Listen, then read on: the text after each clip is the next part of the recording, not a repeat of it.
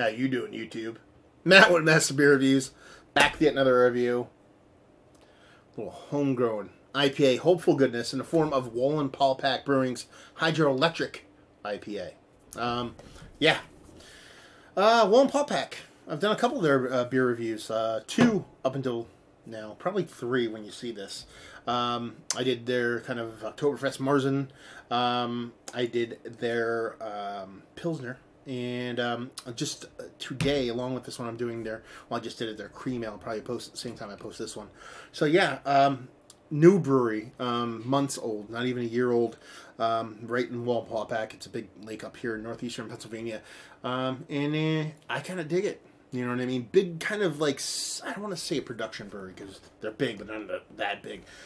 Semi-production brewery. Just has a young brewer there, CJ, 22, might be 23 years old now. Just cranking out well-made beers. He comes from the kind of Trogs tree of brewing beers, so he has that kind of traditional pedigree in him, but he's a young kid, so he likes to make good shit. I don't say that as a negative either, just kind of like, not necessarily kind of playing by the rules all the time. They got some interesting stuff going on up there. Fooders and barrels and all kinds of stuff, but this is their first of their can series.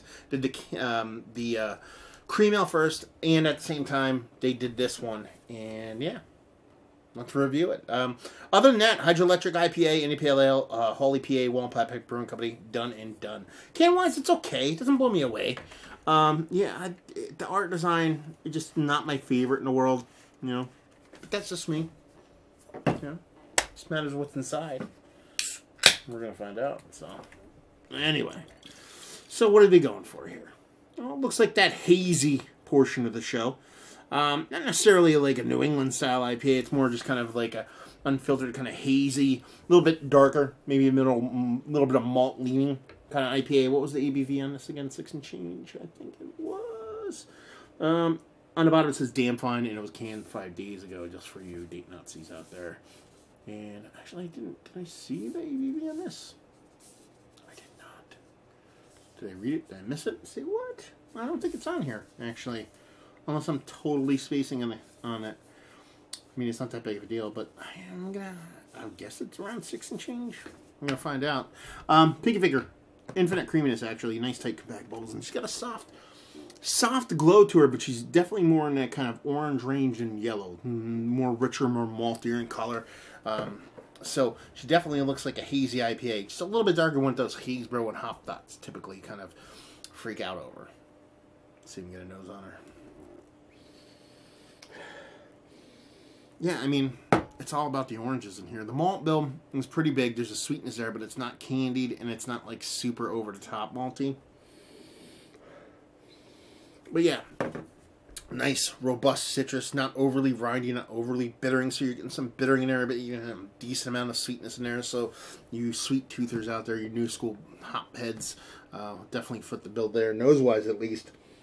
And yeah, that's pretty much it. I mean, there's a medley of kind of fruit going on in there underneath it, but your citrus is the star of the show, and like I said, it's definitely not kind of bittering leaning, even though there's a bit of bittering going on in there, so let's dive in. Cheers.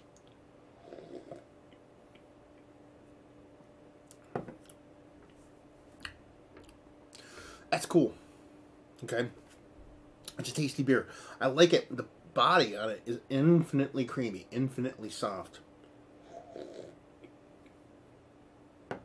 You get this, like,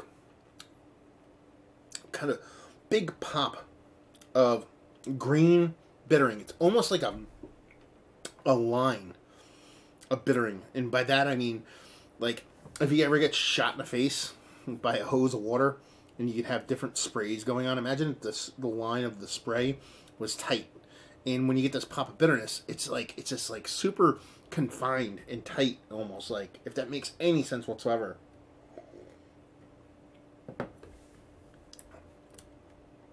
And that, it's kind of like, if you're going to talk about segments of your tongue, which I'm not a big proponent of talking about that, almost it seems like it sits just in this middle portion of your tongue. And there's this softness on the other end. You're getting kind of that soft citrus throughout the whole thing. That green kind of eventually kind of washes over your tongue.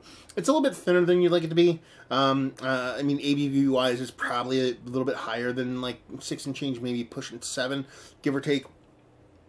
But it's nice. It's definitely green leaning. It's definitely a little bit more malt heavy than what a lot of kind of IPA junkies would like, but it's definitely not overly malty. But it's got a nice amount of bitterness there to balance off that sweetness. The fruit component of the show is definitely kind of a mush kind of amalgamation of all kind of fruits in there. Not necessarily in a bad way, but none of them kind of are the star of the show. That green kind of shows up, even though I would definitely kind of lean citrus still, like kind of like the nose told me. But it's more about the greenness in there. It's more about that softness that ends up being a slight bit thin. I know it kind of oxymoroning myself right there.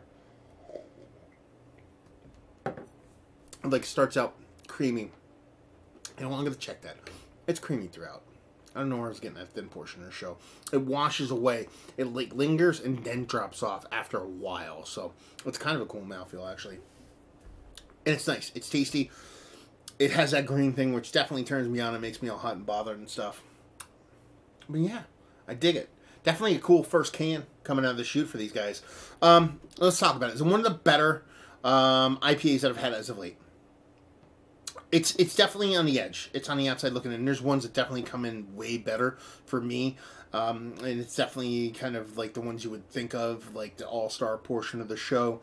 But this is a really fucking cool effort. It's definitely going to be leaning a little bit more maltier than what a lot of people out there want. That in and of itself isn't saying it's malty. It's just maltier than what most people want in their haze bro kind of IPAs. But it shouldn't be dismissed. A lot of people look at color when it comes off a little bit darker like that. It kind of like, oh, I don't want to drink that. Well, you know what? Try it. You might fucking like it. Let's see what else. Value and availability. Brewery only, I believe. I think some cans made it out there, but I think it was an initial push. But you might see it in and around your area. I'm sure you'll see kegs floating around. We're talking if you're in northeastern Pennsylvania. And just leave you with if you like what we like this. If you like, it's not necessarily kind of falling in that kind of northeastern style IPA. It's not that mid-Atlantic style IPA. It's not that kind of Midwest IPA. It's kind of somewhere in between. A northeast Pennsylvania IPA, maybe? It has a little bit of the bits and pieces of all those breweries, or all those styles going on. You have mid-Atlantic thing with a little bit kind of more dankness, a kind of New England thing with a little bit more juiciness, and you have that little West thing where you get a little bit more, kind of more malt heavy. So it's kind of like bits and pieces of all the regions kind of thrown together in a nice little package. As a first beer out of the chute, it's pretty fucking cool. And the fact that, you know, it's local, it's being made this way, and it's tasty. It just does not suck. Words. So yeah, there you go.